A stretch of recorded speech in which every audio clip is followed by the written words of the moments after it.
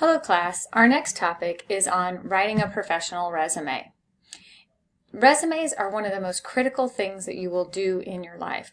You will use it from the time you get your first job all the way until the time you get your last job. You'll also use it for graduate school. Sometimes you might use it for writing grants. There are just so many times that a resume is such a vital tool. It's very important that you do one and you do one well. So for this unit, we will talk about writing a professional resume. There is a PowerPoint on how to write a professional resume and also about a 7-minute video from the University of New Hampshire on writing a resume that's very good. I would highly suggest that you go through both of those before you start writing your resume. Another thing I would like you to do is just do a simple Google search of resumes. This will give you a whole bunch of different ideas about what resumes look good to you. Most recent college grads will use some sort of easy template form, maybe a Word document form, and every recent college grad will have that same type of resume. If you could look on Google and find a format that's interesting and appealing to you, there's a pretty good chance that it might be interesting and appealing to the person who might be hiring you as well. So instead of using the traditional Word document format, maybe look online and see if you can create your own personal resume. There are a few tips that I want to make sure that I bring up about resume writing that are very crucial in getting your point across and making sure that you're one of the better candidates for the position or for graduate school. The first thing I want to point out is that it's pretty important that you know your major. I know that sounds really silly, but your major is actually exercise and sport science. There is the word "and" in there, and there is no S on the word sport. The reason I say that this is important is that a lot of times people applying for jobs, the company will ask for your transcript. And if they see that you don't even know your major, that's not going to look that great. The same thing holds true for, even though the class called the behavior of sport is sport psychology, it's not called sport psychology in our major, in our degree program. So we have to be really careful about what we say we're taking. We also want to make sure that we don't write anything about a concentration in any area. I've seen on a lot of resumes concentration in physical therapy or concentration in athletic training. Unfortunately, we do not have concentrations. So if they do request your transcript, they're going to feel like you're lying because we don't have one. So just be really careful about those types of things. Another thing that's important is that education in a recent college grad's resume, 99 times out of 100, they want to see it on the top, especially if you do not have any experience in the field. So you might have some jobs being a waitress or working at a swimming pool or other things like that, but they're not directly related to the job that you're doing.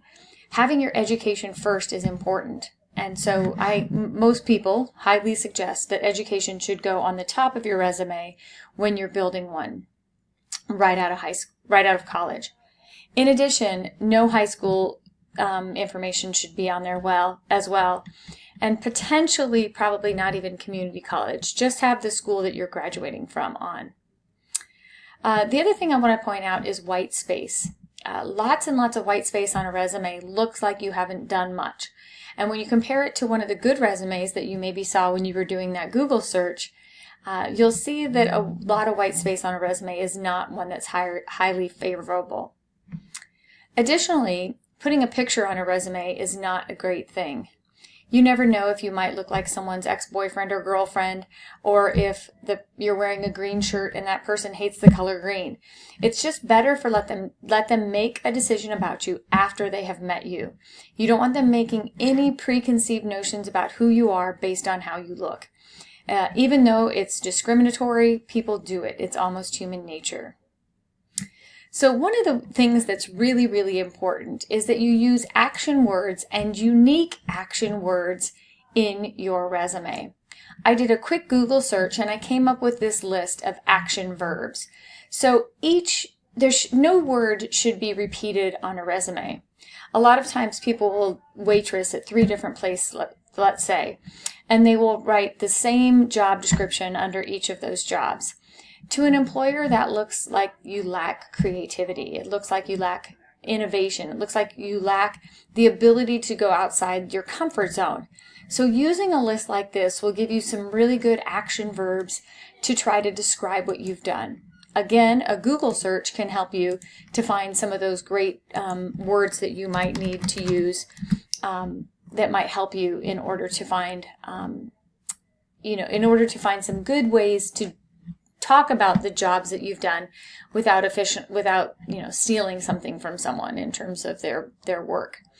Let me go ahead and here find writing a professional resume topic. And so the other thing that I want to tell you about is there's a checklist that's going to be on this assignment. Make sure that you do what's ever on this checklist, because that's how your peers are going to be reviewing you. Very similarly to how you did the mock interview, your peers are going to review how you do on this resume. Please keep in mind that regardless of how your peers review you, you are still supposed to turn in a revised resume of your own. Even if your peers gave you 100%, by the time you get 3 weeks into this process, you should be able to find something in your resume that you might not have done perfectly. Go through that checklist again. The other thing, going back to the action words, I do want to tell you that words in resumes are important. And so when you are currently employed in a job, you're doing it right now, your job is, September, whatever to present. You want to make sure that those action verbs are in present tense.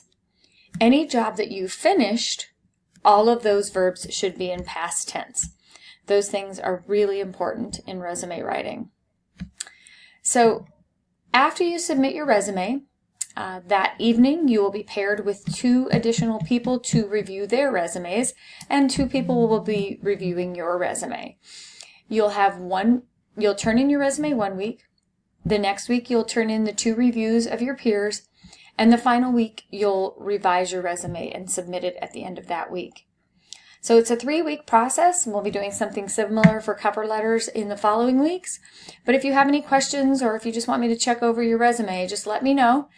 This would also be a great opportunity to get some professional development experience, get a professional development assignment completed by calling up Career Services and setting up an appointment to have them look at your resume.